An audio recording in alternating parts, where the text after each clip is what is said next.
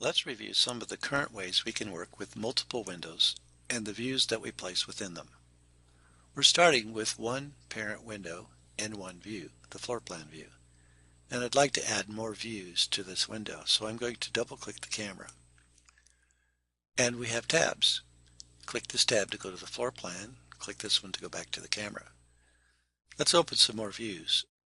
I'll type Shift V as in Victor to open CAD Detail Management, and we'll double click a detail, build a window.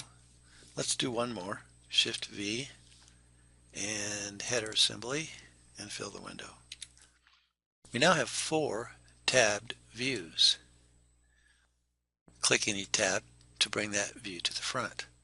You can Control Tab on the keyboard to cycle through them in a left to right fashion, and you can Control Shift Tab on the keyboard to go the other way. You can tile these views in the window menu by tiling, but we have additional options. You can also just grab a tab and drag the view down.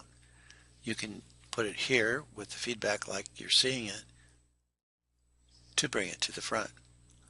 But you can also drag it like this and find different docking locations, like here on the left. If I let go now, it will dock there. Notice it's no longer tabbed, but these are. So let's click this tab and drag this one down, and we can dock it in various locations. Move the cursor until you see the colored feedback. Let go of the mouse to dock it.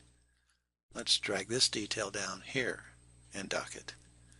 You can also adjust the relative share of the window that these views have in this manner. And if you resize the window itself, notice how the views all proportionally adjust. Notice how none of the views have tabs anymore. And suppose we wanted to make the floor plan view be in the front and fill this area. We could pre-select it, go to Window, and click Tab Windows.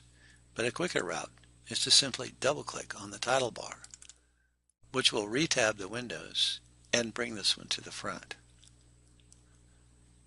Notice we see 3 of our 4 tabs, but you'll find a little black arrow here, and you can click that to move to the right. Click this one to move left. And so even though you can't see all your tabs, you can gain access to them. So we now have 4 tabbed views within a window. Let's create another window by dragging one of the tabbed views off outside the window and letting go. Now normally I would go to another monitor, but I can't show you that in the video, so I'm going to pretend this is the other monitor, and I'm going to let go of the mouse button, and a new window gets created. I can move it up and drag it over so we can see the whole thing in the video. It's an entirely new window with its own set of toolbars. Notice, however, that the library browser and project browser did not copy over. They stayed in the original parent window, and the library and project browser can only exist in one instance.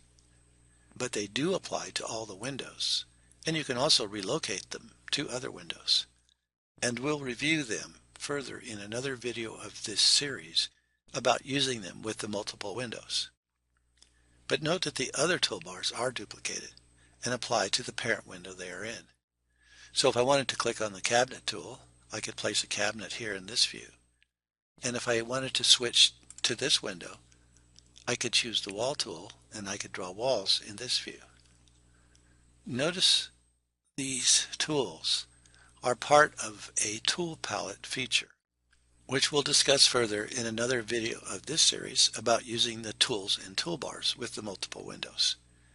Essentially, it allows us to use the drop-down menu style for our toolbars, and yet when we click on a particular parent command, we see all the commands from that drop-down.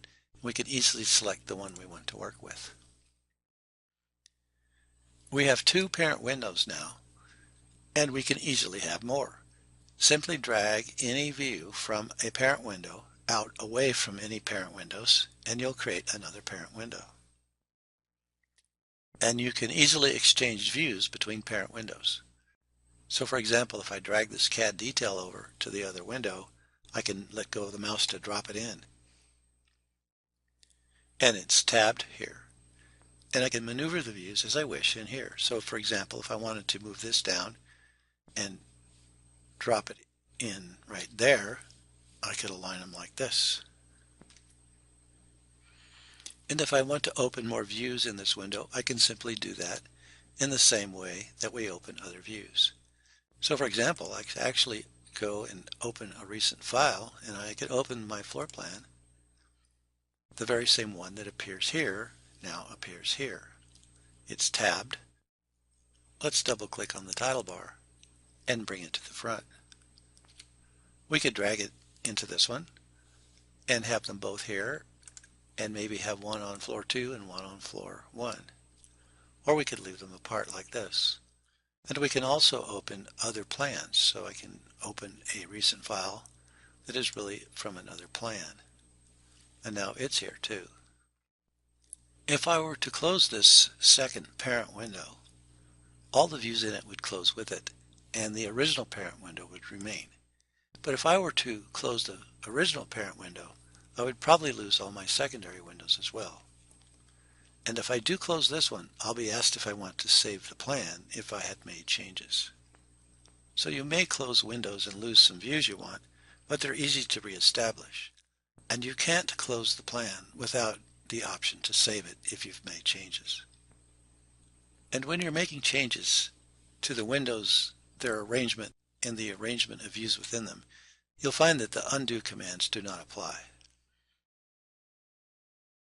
I could close this view by clicking the X, but I can also close a tabbed view with my middle mouse button.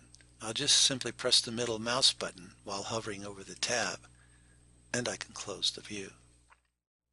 So we can easily move views back and forth between windows, and we can arrange the views within the windows in many different ways. One thing we cannot do is move a window into a window. They will not dock within each other and must remain separate. So now we've seen some of the ways we can work with multiple windows and the views we have within them, including the tabbed views.